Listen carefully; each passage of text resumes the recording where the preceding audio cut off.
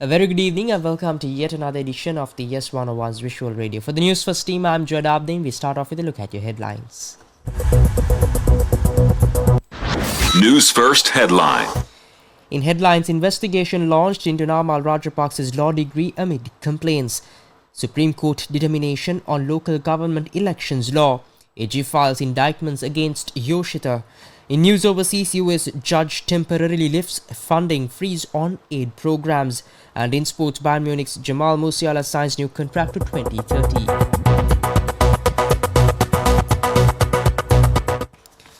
And on to those stories in detail. In local news, acting IGP Attorney at Law Priyantha Veerasurya says that an investigation has been launched by the Criminal Investigation Department regarding how NP Namal Rajapaksa obtained his law degree. The acting IGP adds that he has received several complaints about Namal Rajapaksa's successful completion of the law examination, alleging that it was problematic. He says that an inquiry would be conducted with the recommendation of the principal of the Sri Lankan Law College.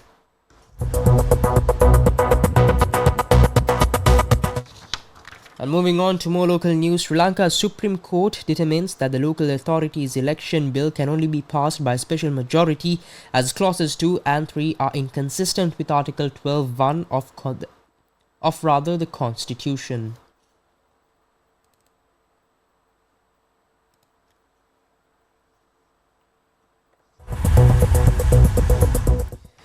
This decision was reached by the Supreme Court in a divided ruling and was subsequently announced by the Speaker.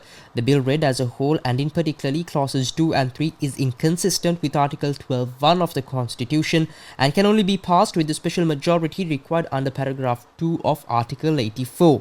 One judge of the three-judge bench decided that the bill could be passed by simple majority vote in Parliament. Clause 2 of the Local Authorities Election Bill empowers the cancellation of nominations called for the local government elections which were scheduled to be held on the 9th March 2023. The provisions of that clause also include the return of the deposit money made by political parties or independent groups for the local government elections to the relevant persons. Clause 3 of the Local Authorities Election Bill states that steps should be taken to commence the conduct of the relevant election in accordance with the provisions of the ordinance. According to the Supreme Court's decision, the approval of the two-thirds of the Parliament is required to enact these provisions. Meanwhile, Minister of Provincial Councils and Local Government Chandana Abeyaratne says that the Local Authorities Election Bill will be presented to the Parliament for approval on the 17th February at 2 p.m. The Minister added that the relevant vote will be held that afternoon.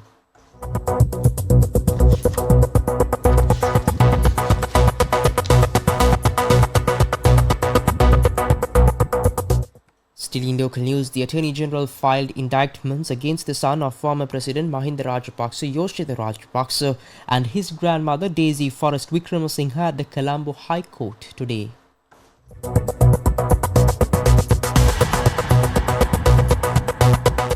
The charges include 3 counts under the Prevention of Money Laundering Act. Now, the charges were filed against the purchase of property including land in Sirimal Uyana Ratmalana and Dehiwala worth over 50 million rupees. The Criminal Investigation Department arrested Yoshida Rajapaksa on the 25th January in connection with an investigation into the purchase of 34.5 purchase of land in Ratmalana for a sum of 360 million rupees that was allegedly acquired unlawfully. Yoshida Rajapaksa Raja, who was produced before Additional Magistrate Pavitra Sanjeevani, was remanded until the 27th January. He was released on bail on the 27th.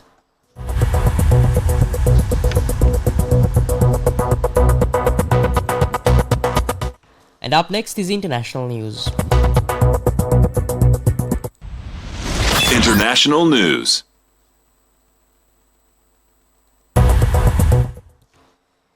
And on to news overseas, a federal judge temporarily lifted a freeze on funding to United States aid and development programs ordered by President Donald Trump's administration, court documents seen by foreign media have confirmed.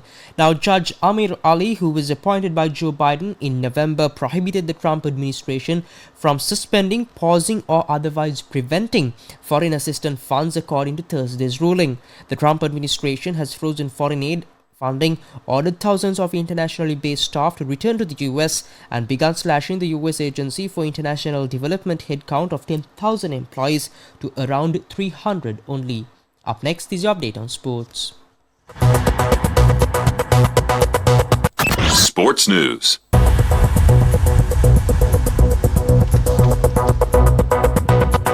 In sports, it is cricket in the second ODI between Sri Lanka and Australia. Batting first, Sri Lanka posted a total of 281 runs for the loss of 4 wickets. In reply, Australia chasing a target of 282 to level the two-match ODI series. Sri Lanka managed to restrict the visitors to just 107 runs at the end of 24.2 overs, winning the two-match ODI series 2-0.